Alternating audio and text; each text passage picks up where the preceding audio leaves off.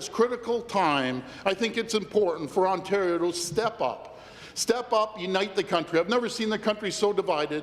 Had a great visit with Premier Blaine Higgs yesterday here in Ontario. We had Scott Moe on the phone. I talked to Francis Legault. What a great premier for Quebec. I talked to Jason Kenney. We all feel the same way. We need to unite this country because what is good for Canada is good for Ontario, and what is good for Ontario. Thank you. Ontario Premier Doug Ford, as you heard there, is talking about national unity in Ontario's provincial legislature. He's not the only premier to express his concern. What does Ford's change in tone towards Ottawa indicate, and what might he be able to do to, quote, step up and unite the country? Time for the Power Panel to weigh in Edmonton today. Former Conservative Cabinet Minister Stockwell Day. Brad Levine of Council of Public Affairs joins us from Toronto. Next to him, the Globe and Mail's Laura Stone. And in Montreal, former Quebec Liberal Cabinet Minister Yolande James. Hi, everybody. Great to see you. Hello. Laura, let me start with you because you cover Queen's Park. What's going on there? What's all this national unity building stuff? Well, it was the first day back at school, Vashi, and everyone was on their best behavior. Certainly a more subdued, way less confrontational tone than when we left off in June. And I think we can all agree that Premier Ford has acted quite graciously throughout the federal election campaign. When we saw him, he wasn't around much, but he really hasn't taken the bait from Prime Minister Trudeau on the constant attacks. And he also didn't speak publicly about the fact that Andrew Scheer basically cast him aside and didn't want him around during the campaign. I think the Ford government recognizes that the first year in government did not go well. They do have to change their tune a bit, and that was the most striking moment of question period today when Doug Ford stood up and made this plea for national unity. I think we'll also see a lot more focus on the Doug Ford team, from Education Minister Stephen Lecce to Finance Minister Rod Phillips. Much more focus on the capable players in the Ford cabinet rather than just on Ford himself. Let me get you in here, Stockwell. What is the potential role, or is there a potential role for Premier Ford to play in this idea of bridging the gaps between provinces and ideologies that have become so evident since the election's outcome? Well, I think there is, and I think he's picking up on that. There's nothing wrong with change of tune or tone. I know any time in question period, if I would kind of lose my cool a little bit, which I tried not to, but if I did, there'd be a message for me on my voicemail from my mother telling me to be nice to that nice man. And I would return the call and saying, well, he's not that nice a man. But anyway, it does show people in general, they like to see a better tone. They like to see government working together. My only advice on this to Premier Ford would be, whatever you do, remember that much in the media of media's opposition is about his actual policies. So don't change the policies that you got elected on. Those are the folks who got you there, and those are the folks who will get you to the finish line the next time. But an upbeat tone and a conciliatory tone, I think that's always appreciated by people. Yolande, let me get you to follow up on what Stock just said, especially where the policies are concerned. Do you think, though, that, to be fair, the Ford government did talk a lot about things in the budget, for example, that they've now reversed? I'm thinking even of the most recent thing, which was the class sizes. They had brought the cap up to 28. Now they're bringing it down to 25. Do you think that the people who voted for his government are still very clear on where this government sits in their policies? One of the difficult adjustments, I think, and differences of campaigning on something and implementing it in government, as much as people could be supportive of the ideas, not just what you do and how you do it. And in governing, sometimes even though you've committed to doing something during a campaign, if the implementation of what you want to do causes severe setbacks and services to people, I think that regardless of the political party, that it's not a bad thing to be able to review that. So while I salute and I think that it is a good thing that there is a change in tone, and I think that Premier Ford is doing the right thing in changing in tone. For the Prime Minister Trudeau, it's important for him to take note as to the results of last week as election moving from a majority to a minority, but it's also the same thing for Premier Premier Ford and the other premiers as well. So I think we're starting to see that not only in his first reactions after with his discussions with the Prime Minister, but also in question period today. And I hope that that's something that will is sustainable and that will continue as things get, as we know they will in politics, to be a little bit tricky once we get into negotiations on harder files. Brad, what do you think? Well, I think that your central question here is, does the Premier of the province of Ontario have a role in nation building and unity? And the answer is yes. If history is anything to look at, there have been cases where the Premier of Ontario have stepped in, regardless of their political stripes. The question then is Doug Ford up for that job? Self-appointed, one of the key players of the resistance. What I found interesting, not only the tone, and I agree with all there, that a change of tone for Mr. Ford would be welcomed from all quarters, whether you're federal or in the province of Ontario. That's a welcome thing, because he did run a very partisan, aggressive campaign a year and a bit ago, and and Laura would know this from covering Queen's Park. That first year in office was, very combative, very take no prisoners. So if he's going to take this mantle, he's going to have to do a significant rebranding exercise. What was interesting in the days following the federal election results was Mr. Pallister out of Manitoba, the Premier of Manitoba, basically saying, I do not want anything to do with this Western separation talk that Mr. Kenney or Premier Moe are on about. And I thought that was an interesting, very interesting revelation. He was very much in that, and we'll talk about this in the next segment when we talk about alienation, but he was not dismissing, but he was trying to contrast the idea of separate. He was saying, separation is not good. I don't want the country to break apart, right? That's right.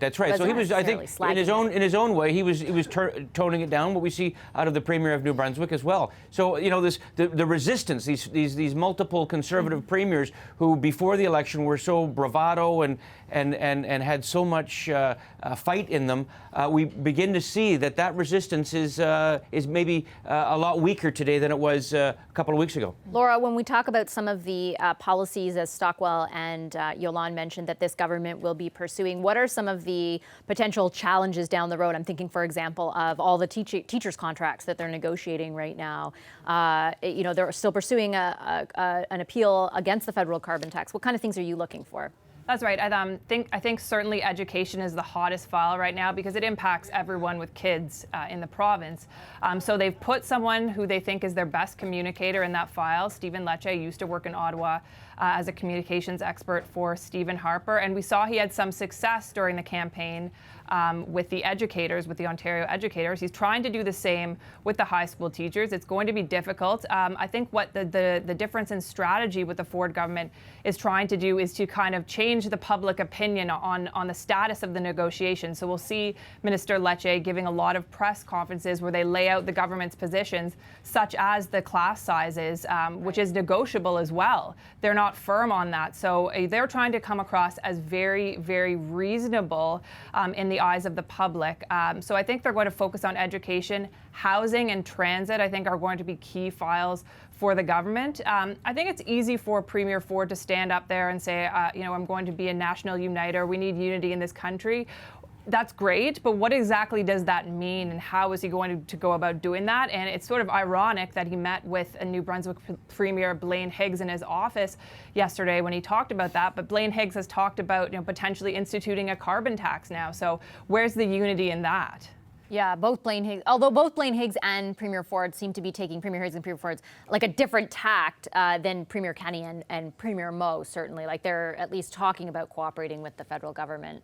For sure, but Ford's still pursuing the carbon tax challenge. Yeah, we had Mr. Calandra on, the House Leader, earlier on the show, and he continued to say that they will be pursuing that appeal, definitely. Stockwell, before we head to commercial, I've wanted to ask you, ever since the outcome of the election, what you think, because on our show that night, Corey Tenike and Bob Ray were in agreement. I don't know what kind of miracle moment it was, but they were arguing that Andrew Scheer shouldn't have kept his distance from Premier Ford in the election, that might have ended up hurting him more than helping him, even though during the campaign everyone was saying stay away from Ford because he was unpopular at the moment. What do you think?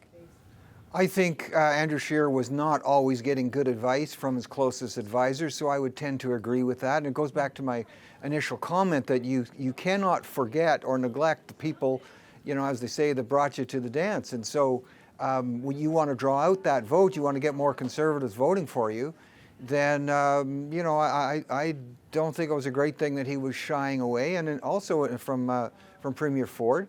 And also in terms of tone, I think it's important to remember the Prime Minister really set the tone for a negative campaign.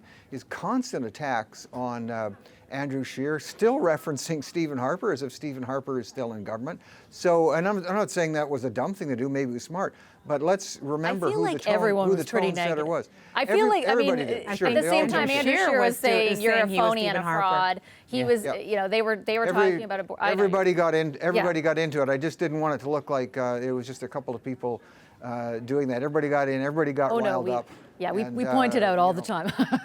So I think it's good that a better tone is being set here. Ontario Premier Doug Ford is back at Queen's Park, and according to his PC government, it's a new chapter. After a series of controversial funding cuts, Ford put the legislature on an extended 5-month break. He's since walked back some of those cuts, shaken up his cabinet, and stayed largely out of the media during the federal election campaign. After that election resulted in a Liberal minority, his government returns today with a promise to Ontarians that things are going to be different. So what changes can we expect? Paul Calandra is Government House Leader at Queen's Park. He joins us now from Toronto. Hi, Mr. Calandra. Great to see you. Thanks for making time for us. My pleasure, Vashi.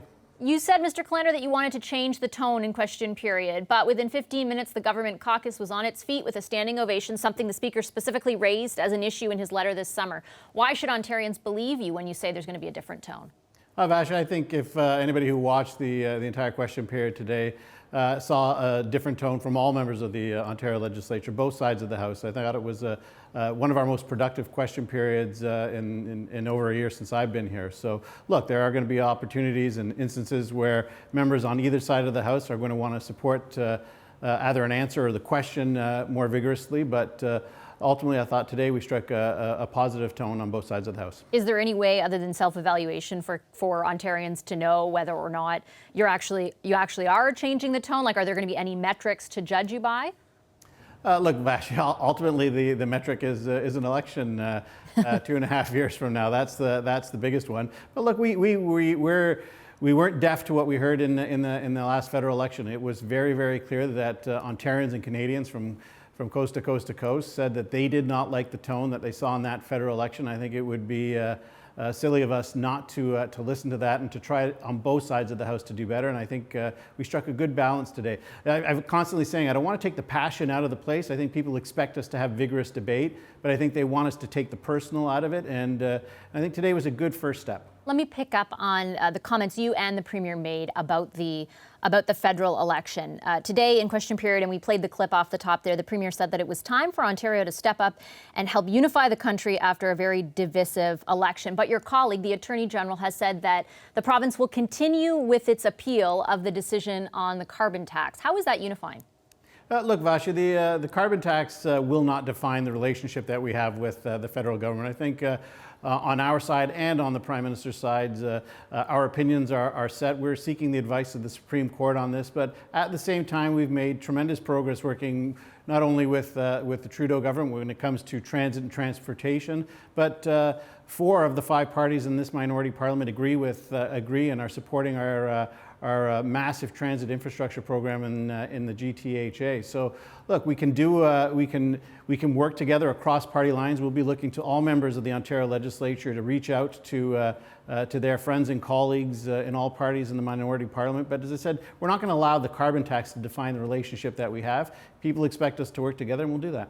Let me just pick up, though, on the carbon tax, because back in August, the Premier was saying that if the voters speak on this, and that he will have to give consideration to what the determinant is in this election as far as the carbon tax goes. If 2/3 of the country, I think 64.4% of Ontarians specifically, voted for federal parties that do support a carbon tax, why are you still using taxpayer money to fight it? Vashi, as we've said, and we reflected on this over the summer, as you know, Cabinet continued to meet over the summer, but we reflected on this. Look, Ontarians pay about $5 billion a year in offsets already through the Fair Hydro Plan. These are to support decisions that were made to bring about green energy projects, whether solar, wind, And that is in part, which is what helped us meet our current 22% reduction in greenhouse gas emissions on our way to 30%. We're also paying a premium for some of those nuclear reinvestments that started under the Mike Harris government, which allowed us to phase out the coal burning plants. So look, largely Ontarians, done under the last government as well. well, started by Mike Harris Yeah, when we brought online, but all Ontario premiers, whether it was Bill Davis, Mike Harris, Dalton McGuinty, Kathleen Wynne, Ontarians have always taken this very, very seriously. We're no different, but we do pay $5 billion a year to offset some of the investments that we've made. We're going to continue to do that for the next 25 years. And it is our belief that since Ontario taxpayers are already paying a high price for that adding another tax on top of that isn't the right thing for the people of Ontario. But they're getting it rebated. The money is getting rebated, right? Vis-a-vis the federal government. So I'm not really sure how cogent that argument is. Look, Vashi, if the goal is, and as we said all along, if the goal is, and I think all Ontarians would agree, if the goal is to reduce greenhouse gas emissions, we believe the approach that we've taken, and it has been proven, that Ontario governments have taken since the 1970s have given us a nationwide leading efforts when it comes to reducing greenhouse gas. But with respect, your government's plan where climate change is concerned has not yet been proven. The accomplishments that you're talking about happened under the previous government. Those targets that you're about to hit, 22%, that's because of policies that were enacted under the previous government, many of which have been reversed by yours. Actually, Vashi, I want to correct you on that. They started under Mike Harris. Mike Harris either way, it's not because of your government policies, right? Let me finish, Vashi. As I said, though, this has been something that Ontario governments, starting from Bill Davis right through to Kathleen Wynne, have taken very seriously. One of the largest things that have helped the Ontario reach that 22% target that we have so far has been the elimination of the coal-fired plants. That meant massive investments in our nuclear fleet here in the province of Ontario. We did also make, through Kathleen Wynne and Dalton McGuinty's governments, investments in green energy, wind and solar. We can debate whether the way they did it was the right way to do it, but ultimately it did also help us in reaching where we're at today, but Ontarians are paying for that. We made a decision, as the people of Ontario made a decision. It's costing us $5 billion a year. It will do so for the next 25 years. But we're going to meet our targets. We've made great progress so far. But as I said, ultimately, that's not what will define the relationship between the federal government and the province of Ontario. Transit and transportation, we're making investments in Hamilton, massive investments in transit and transportation in Ottawa, which I know the Confederation line, if I'm not mistaken, is now open in Ottawa. Massive investments here in the City of Toronto by working together with our partners in Ottawa and here at City Council in Toronto. Before I let you go, I want to ask you about one other policy area that I know that you've spoken about, and that is negotiating contracts, specifically with 3 teachers' unions. Your government has brought the high school class size expansion down from a maximum of 28 to 25, but the Ontario Secondary Schools Teachers Federation says that the class size changes will still result in 5,000 fewer teaching jobs. What happened to that campaign promise your party made that no public sector jobs would be lost? Well, Vashi, I think we set aside almost $1.5 billion to make sure that no teacher would lose their job as a result of decisions that were being made by the government of Ontario. Ultimately, I'm confident that teachers unions join with parents and the government of Ontario in wanting to make sure that our kids stay in school. I'm encouraged. You know, we did reach an agreement with one of our unions already, and I'm optimistic that we can do so and we can keep kids in school. Is that 5,000 job figure wrong? Is that what you're saying? Look, Vashi, our goal is to keep kids in school. We've said all along that we do not want anybody losing their job. We've set aside, as I said, over $1.5 billion to make sure that no teacher loses their job as a result of changes that we've made. We're increasing the class, or reducing the class size from 28 to 25, as you said. That will require additional teachers, but ultimately, look, I think we'll get to an agreement. I'm optimistic that we'll get to an agreement with all of our teacher unions and that kids will stay in school. Just so I'm clear, are you saying from your perspective that no teacher will lose their job or that you don't want a teacher to lose their job? Because you made a very clear promise in the campaign that no public sector worker would lose their job. Yeah, look, the minister and the Crown and the unions are negotiating right now when it comes to wage and compensation, a whole host of other issues. This will include class sizes, but I'm confident that when it's all done that we will have come to an agreement that both sides are happy with, and that we will be able to accommodate what the Premier said and what I think teachers want and what parents want, protect as many jobs as possible. We've set aside That's not the same thing as no jobs lost. We've set aside a significant amount of money to make sure that no teacher that wants to work will lose their job. I understand that, but that's not the same thing as you said during the campaign. And I take your point that I know that you've talked about the fiscal reality before, but it's our job to hold you to account for what you say during the campaign. I know which was unequivocal. Hard time taking yes for an answer. We've said just be clear.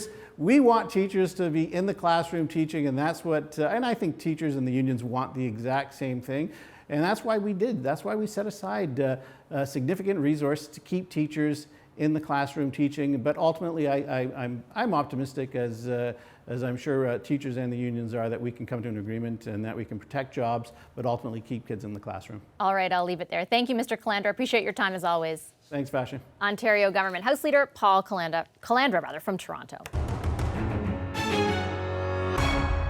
Ontario Premier Doug Ford is back at Queen's Park, and according to his government, it's a new chapter after a series of controversial funding cuts. Ford put the legislature on an extended 5-month break back in June, and the Premier is returning today with a promise to Ontarians that things are going to be different. The CBC's Lisa Shing joins us now from Toronto. Hi, Lisa. So the Premier and his government are promising a change in tone on day one. What can you tell us about that? You know, I definitely saw that more conciliatory tone, if you will, Vashi. It was a lot friendlier as well, less heckling and definitely less combative during question period.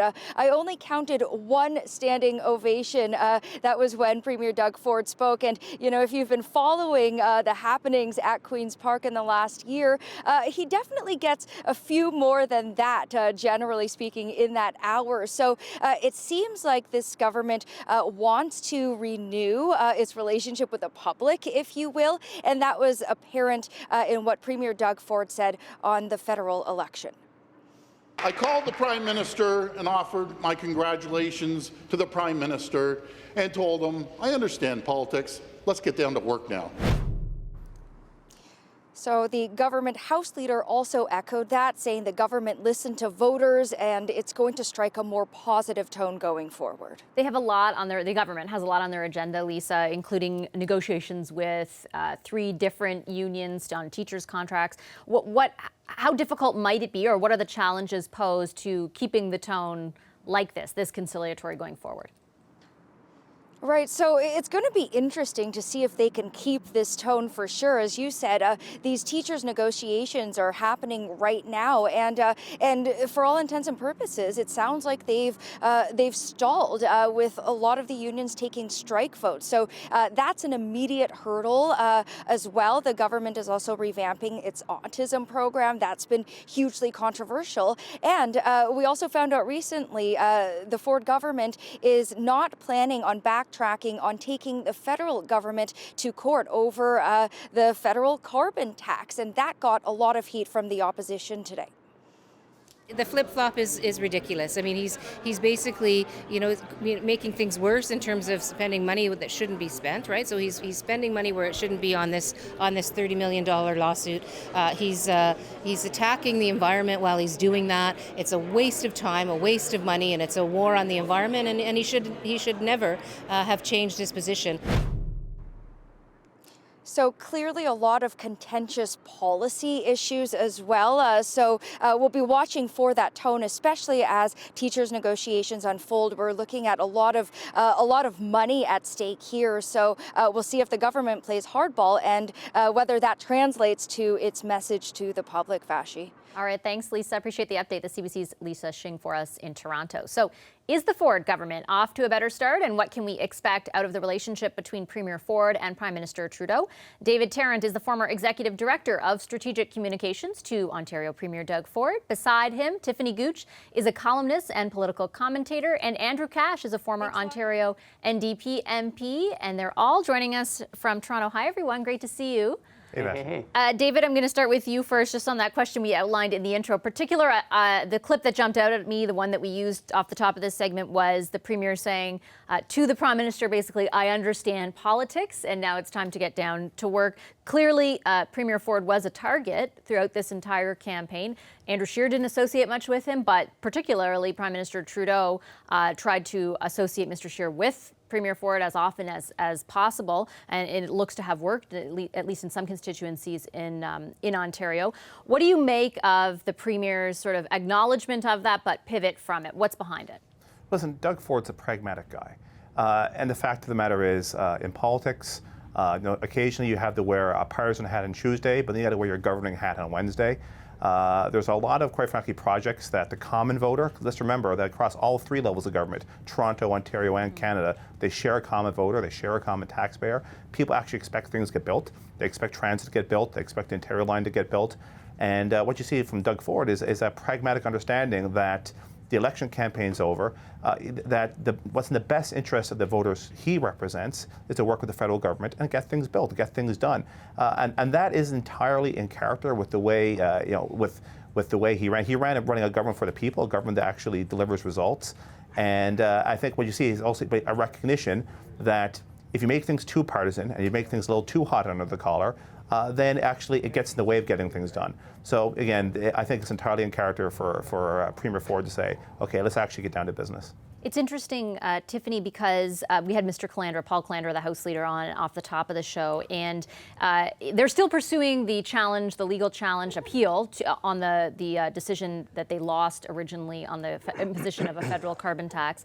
But Mr. Calandra was very much pivoting to some of what David was talking about there, and the idea that they will be able to really have a partnership with the federal government where transit is concerned and infrastructure, and that seemed to be a real focus. What do you think strategically is behind that sort of pivot in message? So I think that there's absolutely been, yes, a tone shift that we've seen so far, but not enough that is going toward the actions. And so this is an exact case.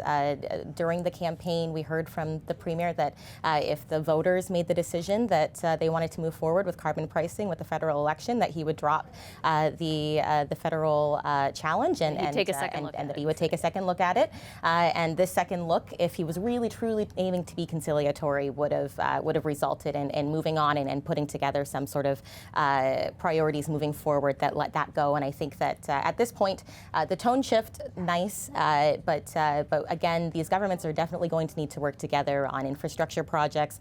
So I think at this point, seeing what they actually do is going to be what matters next. A tone shift during a time in teacher negotiations makes sense. They'll want to be seen as a very fair, reasonable employer at a time that they're negotiating. And as that sort of continues to play out in the public eye over the next month, and then outside of that, he'll also want to continue to look like he's reasonable to the opposition parties that are pressing up against the agenda that he's put forward, and the provincial Liberals, of course, also in a leadership case right now where they'll have lots to say about the priorities that he's setting and the vision that he's putting forward for the province versus theirs. And so I think at this point he's looking to change what he looks like, but I don't see it translating necessarily as much to what he's doing. And I think that all parties will be very much looking at that piece moving forward, not necessarily just what he's saying. Andrew, how significant do you think these negotiations, A, with teachers are going to be moving forward, and B, also the introduction, the legislation's already been introduced, but if it comes into law where they're looking to cap annual increases in the public service for salaries at 1% over 3 years? Well, first of all, one standing ovation as compared to multiple in a session in one day does not really prove that this government's tone has changed. And we're going to see how these negotiations go. But I can tell you, just coming off this federal election and talking to so many people in Toronto, what's interesting is that people that have voted for Doug Ford in Toronto have been woefully disappointed and are quite frankly angry. And I think that the Conservatives have probably picked some of that up. They know that their voters, their base, is unhappy with service cuts, especially with regards to education. I mean, the folks that voted for Doug Ford, their kids are in public schools. They don't want to see those schools attacked. They need those teachers. They have great respect for them, and they need their public schools to be properly funded. And so I think that there is a significant disconnect right now between what the government's intentions are with regards to public education and the people who voted for this government. David, what do you think? What's your response to that? You know, Vashti, I'd say, listen, I think the government made an important announcement a few days ago when they talked about not moving with the speed on class sizes that was announced back in the spring. You know, many of the labor stakeholders on the teacher side have spent a lot of money attacking this government and demonizing the government, demonizing the premier as legal, as fair play, but about that about that their priority is taking care of kids. Billboards, TV ads, radio ads. I mean, I think we've seen it all. And so the government made a pretty clear gesture that says, okay, if this is a line in the sand for you guys about class sizes, let's take that off the table. For our viewers, I just want to explain basically that the cap used to be in high schools 22, they rolled it up to 28, and now they've offered in these negotiations to roll it back down to 25. Yes. Yeah, but I would say that Sorry, just let David finish and then I'll get right back to you. And so in doing so, they're showing a willingness to listen, a willingness to learn, a willingness to be pragmatic. You know, one thing about Premier Ford that actually is quite endearing to those who know him, he's a person in private who's very quick to admit fault and admit that when he can do better and he can improve. And so what they're basically saying to the other labor stakeholders is that, you know, okay, if you said this is an important issue for the quality of education for our kids, so they say, okay, we'll make that change. And what it comes down to eventually is the concern of these labor stakeholders, of these teachers unions, is it about the kids or is it about their paychecks? And I think what you see is the government saying, okay, if your concerns are the kids, we're prepared to listen, but the government's still in the fiscal crisis, and it's important that all stakeholders, including labor stakeholders, are prepared to do their part. I want to get both Andrew and Tiffany in, so Andrew, go ahead. I know you want to jump in. Well, you know, the government wants to make this a battle between parents and teachers instead of a battle between the government on the one side and public education and defenders of that and the kids and the families that rely on it. And you know, I would not characterize the debate right now as demonizing the government. I mean, for goodness sakes, Ford said that there was going to be no job losses, and we know that that's not true. You know, teachers unions are saying they're estimating still with the class size rollback it'll be 5,000. I have Mr. Calandra on. He disagreed, but he wouldn't provide he wouldn't guarantee that there'd be no jobs lost. Right, exactly. I mean, and they can say forever and ever that there's going to be no job losses. While you know, social media and other public accounts show that actually teachers are losing their jobs, and you know, this is part of a concentrated attack on public education. This government wants to drive as many parents as possible into the private system. We're back to the Mike Harris days of creating crises so that they can defund it. And I would only say that the negotiations are ongoing and that they were able to settle during the federal election with the education workers. I do want to get a last word in for Tiffany as well, though. Tiffany. Listen, I think happy to be seeing a change in tone overall, and but at this point, I will just say that this government will be judged on the entirety of its mandate, the 4 years as a whole. This change in tone feels a little bit right now like kids that know Christmas is coming and they're starting to think about what they want and want to get their parents on side. And I feel like right now we need to see the entirety of this mandate, everything that they've done, not just what they're saying, and continue to watch very closely. Okay, I have to leave it there. Thank you very much to all three of you. Thanks to Andrew Cash, David Tarrant, and Tiffany Gooch. Hi, I'm Vashti Capellos, host of Power in Politics. See more of our show by subscribing to the CBC News channel or click the link for another video.